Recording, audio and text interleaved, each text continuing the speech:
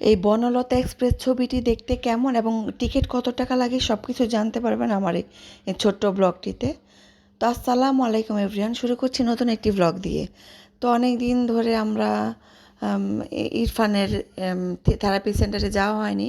তো থেরাপি সেন্টারে গেলাম যথারীতি। তো ওখান থেকে ইরফান বলতেছিল আম্মু আমাকে চিকেন খাওয়াও। তো চিকেন খাবারের কথা বলছে, আমি ওর পাপাকে ফোন করছি, তুমি কি অফিস থেকে আসতে পারবা? বলছে যে হ্যাঁ, আমি বসুন্ধরাতে আসছি, তুমি ওকে নিয়ে থেরাপি দেওয়ার পরে বসুন্ধরাতে আসো। তারপর আমি রিক্সা দিয়ে চলে আসলাম বসুন্ধরা মার্কেট। বসুন্ধরাতে এসে ওকে খাওয়াতে গেছিলাম আটতলায় যেতে যেতে, যে চিকেনটা কোথায় আছে, আটতলায় মেবি। তো আমরা যাচ্ছি, এই তো আমি, ওর পাপা আর ইরফান যাচ্ছি। আর সারা সায়ান ছিল বাসায়, ওদেরকে যেহেতু নেয়নি থেরাপি সেন্টার ওইখানে, তো আমরা তিনজনই ছিলাম। তো আমরা এখানে উঠছিলাম আর বিভিন্ন দোকানপাট দেখছিলাম, কত সুন্দর সুন্দর জিনিস আছে। তো উপরে দেখা একটা দোকানে দেখতে পাচ্ছিলাম অনেক জুয়েলারি। যে তো মেয়েদের এই জুয়েলারি দেখলে মনটাই ভালো হয়ে যায়। বন্ধুরা, তোমাদের কেমন লাগে জুয়েলারি দেখতে একটু আমাকে কমেন্ট করে জানিও। অসম্ভব সুন্দর এই জুয়েলারিগুলো দেখতে, খুব ভাল লাগে, মনটা একদম শান্তি লাগে, মানে দেখেই শান্তি লাগে, কিনলে তো আর কথাই নেই। তারপরে আমরা দেখতে দেখতে আরেকটু উপরে উঠলাম, তারপরে দেখলাম যে স্টার সিনেপ্লেক্সে সবাই টিকিট কাটছে বনলতা এক্সপ্রেস মুভির। তো চিন্তা করলাম আমরাও কেননা দেখি না। তারপর আমরা টিকিট কাউন্টারে গেলাম, যে আমাদের জন্য 3টা টিকিট দেন, বলতেছে যে টিকিট হাউসফুল, এখন টিকিট দেওয়া যাবে না।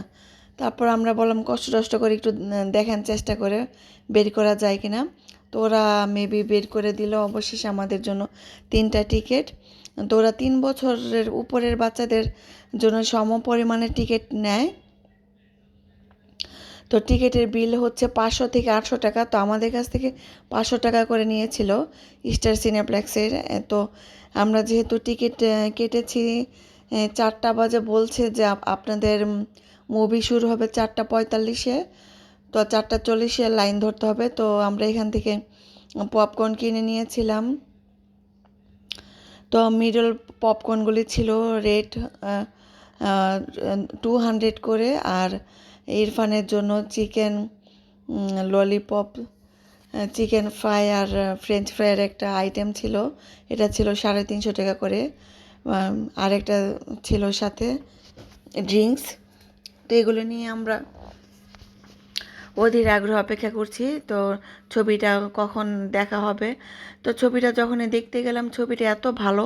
ছবিটার প্রথমে ছিল খুবই হাসি খুশি মজার, এবং শেষ স্টেজে একদম চোখে কান্না চলে আসছিল বন্ধুরা।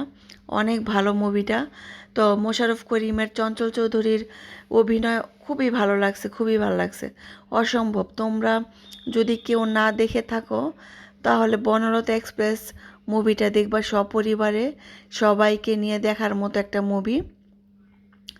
এখানে মানে মন কারো যদি খারাপ থাকে তাহলে ভালো হয়ে যাবে অটোমেটিক, এটা কথা দিচ্ছি। এবং সবাই একসাথে বসে দেখার মতো একটা মুভি, খুবই এনজয় করেছি মুভিটা দেখে।